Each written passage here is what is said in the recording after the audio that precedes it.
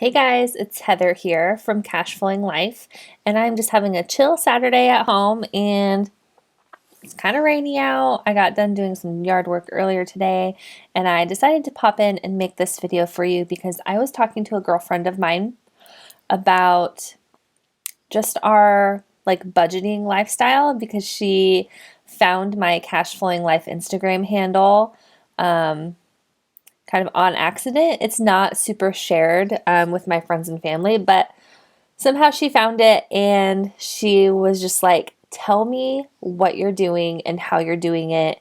And she was super intrigued. And I got down to talking with her, and I told her, the first thing that you need to do is to create a monthly budget so that you know how much you're making, you know how much you're spending.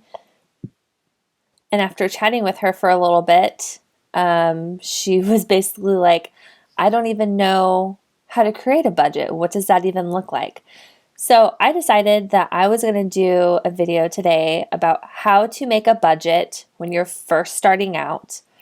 And this is just going to cover your basic expenses and trying to figure out where your money's going, where your money's coming from, how much you're going to have when and where.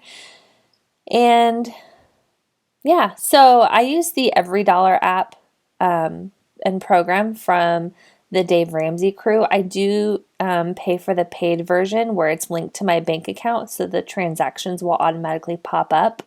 But they do have a free version that you can do where you manually enter in your personal transactions and deposits. And I feel like if you are doing this as well as using the cash envelope system, so you're paying cash with almost all of your purchases, I feel like it will not be as tedious to enter in every once in a while when you have to make a purchase with your debit card or when a bill comes out.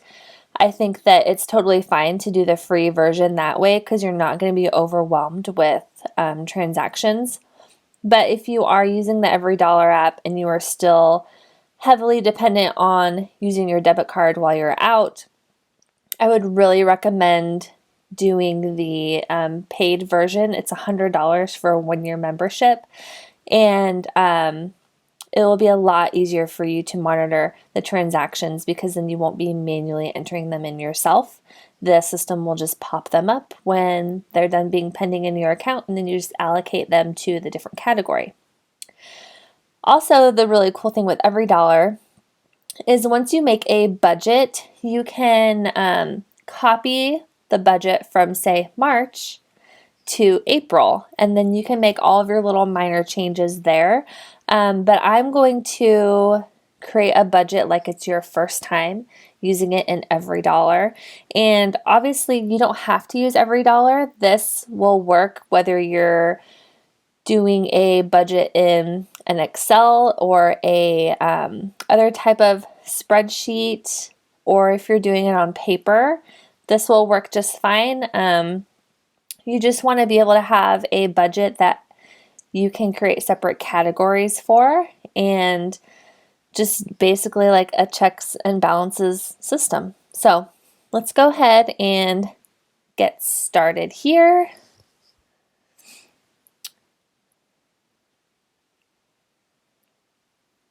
The first thing that you're going to want to determine when you're creating your budget is how much are you going to be bringing in for that month. So for our household, I work and my husband works. So I am self-employed. So I have to do a little bit extra thinking and navigating for April. I am a service-based business. I'm a massage therapist. So I look at my books. I look at what I already have for the month scheduled. I look at what I have in outstanding balances because I do insurance billing. And usually it takes 3 to 4 weeks for me for turnaround for payments. And then I have a side hustle. I am a consultant for a safer beauty brand called Beauty Counter. So I can, from all three of those, I can decide how much on average I'm going to be bringing in each month. It's pretty consistent because my business has been around for like 7 years. So I can pretty much rely on a very steady flow of appointments being booked and insurances and claims being paid. So on average, I can expect to bring home about $4,000 a month. And I'm just going to label that Heather income. 4,000. Next we have my husband. So he is in a electrical apprenticeship program. He's in his first year, and he is in the second pay increase because they increased their pay, I think, 7 times during the 5-year program, and he gets paid every week. And he gets paid about $554.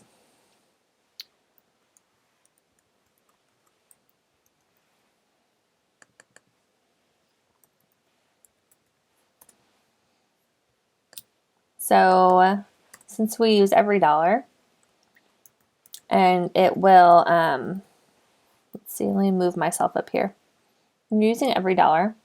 Whenever you have a transaction, whether it's a deposit or a purchase, it will give you a little bubble up here. And then when you see a bubble, you just click on it, and then you can drag the bubble into a little like bar right here. So when my husband gets paid, he gets direct deposit, be $554. I just drag that little bubble and put it on to week 1, week 2, week 3. I like breaking it up by weeks because then we can see if there's any fluctuation, like if he worked overtime or if he took a day off work. It's just a lot easier for us to budget and have a visual of where our income is coming from. Okay. And then we usually do a $250 rollover from the previous month. So let's call this rollover from March. And usually that's $250.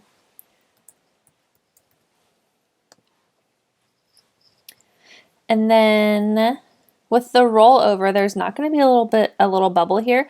So what I'll do is go into this transaction, and then I will add a new transaction right here, and I'll say it's income. I'll type in how much. It'll ask you where the money came from, so I'll just write rollover from March, and then I will choose the budgeted item, rollover from March, right there. And I can give like the exact number that was in our bank account when we did the rollover. So that's how you do that. Let's go ahead and exit out of that. Okay, so that's it for our income. So if you are on baby step 1, you're working towards your $1,000 emergency fund. So you could have that savings here, emergency fund. Maybe you can plan to do $1,000.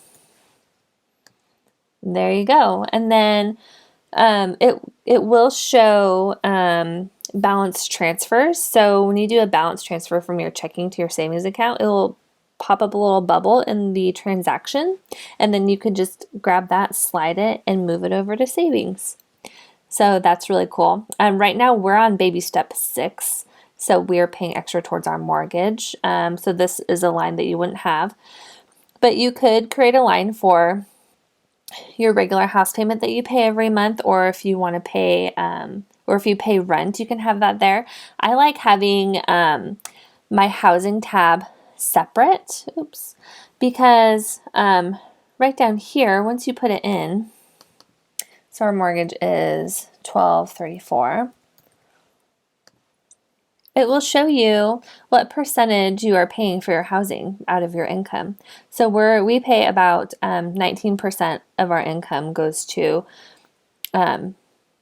our mortgage payment, which I think is great. I think Dave Ramsey recommends 25% of your income going towards your housing. And that includes like our interest and property taxes. So we're right within that range, which I think is great. And then I like to create another category for fixed living expenses. So these are expenses that we cannot get rid of. Like they just come with like being alive and having a house and running our operating system. So those fixed expenses for us are our garbage, our water, our electrical, and then we put our internet there because honestly, I don't think I could live without the internet. So these are our monthly bills that we consider our fixed expenses. So our water we pay bi-monthly. So I would not be putting that this in a category this month. Our water bill is around $75. Our PGE, so that's electric. We don't have gas here where we live. So our PGE bill is about I would say 110. And then our internet is 80. Oops, not that much. There we go. Okay. Next category that I like to do is transportation. So to us, that is our gas and any car maintenance. And we do car maintenance in cash envelopes. So if my husband needs to buy any oil or any filters or like windshield wipers, whenever that comes up, we just have a cash with some money in it that we can pull from. So we do about $40 a month. And then gas, we spend a lot in gas a month. We spend about $400. My husband is working about an hour away from home. So we are using a lot of gas. So next we have some other monthly bills and living expenses. So for us, that means union dues, which is $49. Netflix and Hulu, because we don't have cable. So we figured let's get rid of the cable. That's $80 a month, and then just stick with Netflix and Hulu, and then we can watch whatever we want. And I think that's about $23 for both of them. Our car insurance, we have a lot of items insured, and our bill is $312. I do CrossFit, and that is $135 a month. Our phone bill is around $190 because we do have an installment plan on that. And then our dog and cat, we do about $50 a month in cash envelopes. And usually with their food, like one needs food one month and then the other needs food the other month. And their food, I think that the cat's food is like $26 and then the dog's food is around $43. So we usually have a little bit of money left over at the end of the month that we just roll over into the next month. Groceries, we try to stick to about $500 a month. And then my husband has a very small IRA. We changed that amount that we're putting towards our investments when he got accepted into his program. We backed it way down. So we just do a little bit every month. And then we have some life insurance, and that's $38. So as you can see, each time I type in a bill of how much we're paying, this number right here, what's left to budget, is always going to go down. So we've paid all of our standard monthly bills that exist for us to live and, do something. So we have $2,155 left of our income after we've made all of these payments. So now we get to things that really aren't necessary. CrossFit is not necessarily necessary, but I just put that in there with the regular bills. So I'm not saying that CrossFit is necessary. But for fun projects, travel, whatever we want to do. So we can do nothing if we want and then allocate the extra $2,155 towards savings if we want. We could do, actually, let's just take that emergency fund down to 0. So we could allocate all of this left to budget towards savings, extra towards our mortgage, towards debt. If you're in baby step 1, great, do your $1,000 emergency fund. If you're on baby step 2, whatever is left to budget, I mean, you can give yourself some spending money, some eating out money, some fun money if you want to. But the purpose of the total money makeover and getting out of debt is to get out of debt as soon as possible. So these fun categories should be pretty minimal. Obviously, if you need a new pair of shoes for your kids, or if you have a house project that needs to get done, obviously you need to spend the money and do it. But this is really going to help you figure out how much you could do every month and how quickly you could get out of debt. So I'm just going to put in here what we usually allocate.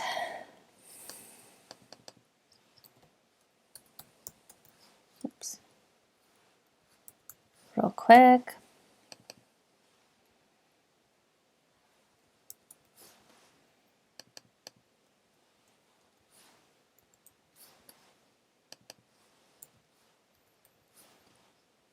Okay. Down in this category, if you have debt, so say I have a credit card,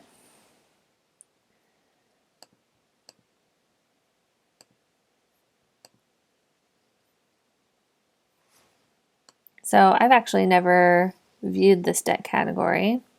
So you would enter in what your minimum payment is. If you are planning on doing an extra payment that month, so you want to pay your debts off smallest to largest, because you'll create this snowball effect that gets really, really exciting.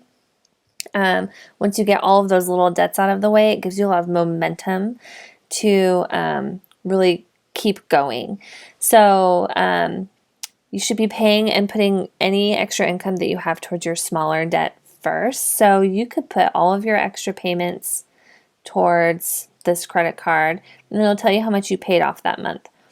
You can also put in here what your minimum payment is and then what your current balance is for the credit card. No jumping ahead, you can only update the balance for the current month.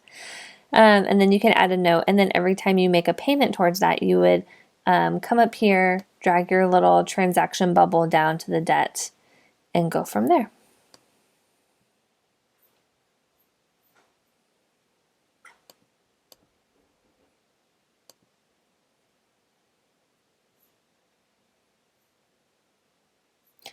So for us right now, we're on baby step 6, and I created an extra line item right here, extra towards our mortgage. We also still do some savings into our savings account every month, and we do about $300 to $400. And then honestly, this section here with what's left to budget would all go into this category, extra towards the mortgage.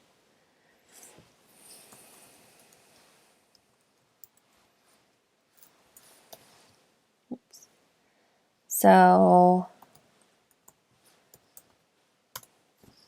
that's what we could do for our extra payment. And then now that everything is allocated, well, actually, we would still want to have some money left over. So we'll say $17.15, because we always like to have a $200 to $250 budget buffer in our budget to roll over for the next month. So we would be rolling $200 of this over to May. I could create another line item here as a expense. So I could actually be a new tab that would say roll over for May. And let's go ahead and do that.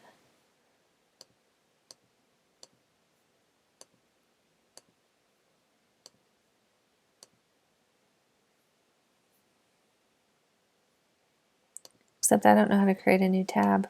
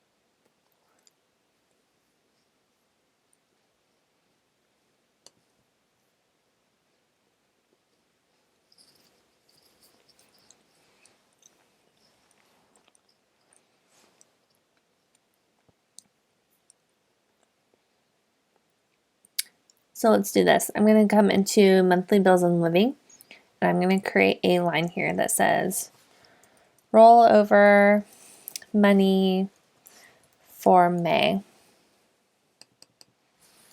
We'll say 200. And then once you have everything allocated and it's a zero-based budget, we'll give you this little check right here, Everydollar budget. Now, what I really like is this section down here where it breaks everything up and shows you what percentage of your income you're paying towards something like savings, extra towards your mortgage or any debt that you're doing, what your house payment or rent is for the month, what your fixed living expenses are, what you're paying towards transportation, what you're paying towards monthly bills and living expenses, and then like fun projects, travel, stuff like that. This is what prompted me to make all of these separate little categories, so that I could see the percentage of where our money is going towards different sections and aspects of our life. And I just thought that this was really helpful, just for giving me perspective of really what we were doing and where our money was going. So I hope that this really helped with breaking down how to create a budget, and honestly what you're going to have to do when you're first starting out and creating a budget for your first month, say for April right now, is you're going to want to go through your bank statement and go through and maybe print it out. And for each transaction that you spent for March or February, grab a few different color highlighters, highlight everything that is a necessary bill that you have to pay, and then start creating your budget that way. And then what I also want you to do is go through and all of the extra transactions, grab another different color highlighter and highlight all the things that are like groceries, and then highlight all the things that are eating out or fun money. And I want you to tally up that total, and I want you to see where your money was actually going before you started your budget, and then create a budget of what you actually want to tailor it down to or scale it down to. And look at the difference between not having a plan and then having a plan for the next month. It is really motivating. It is really eye-opening for how quickly your money can leave you if you're not paying attention. And honestly, we are guilty of this. There were months that we were not paying attention where we were spending our money as husband and wife for probably our first 6 months of being married, and we knew better. We were already out of debt, but we just weren't living off of a budget like this, and it created some stress in our marriage that we didn't really talk about, but it gave me a lot of stress because my income is very variable, and my husband has always had a weekly paycheck. So it gave me more peace of mind, I think, than it did him in the beginning, because it really helped us focus. It helped him understand when I could be making deposits into our joint checking account and going from there. So I would really love if you took some time and looked at what you were doing without being on a budget, and then sitting down and doing a budget on your own, or with your husband or significant other next to you, and really having an understanding of your spending habits. Because honestly, what this is all about is changing your habits and being able to work together so that later you can win with money and have a relationship that is all on the same page. So I really hope that this was helpful for you. If it was, if you can give it a thumbs up, that would be great. And any questions or comments you have, just leave them down below in the comment section. And I love responding to comments. So I think it's just one of the best ways to interact with people here on YouTube and really feel like I am providing help and value to you. So anything that you have to say at all, just leave something in the comments below and I will respond and get back to you. So thanks so much for watching and I'll see you next time. Bye.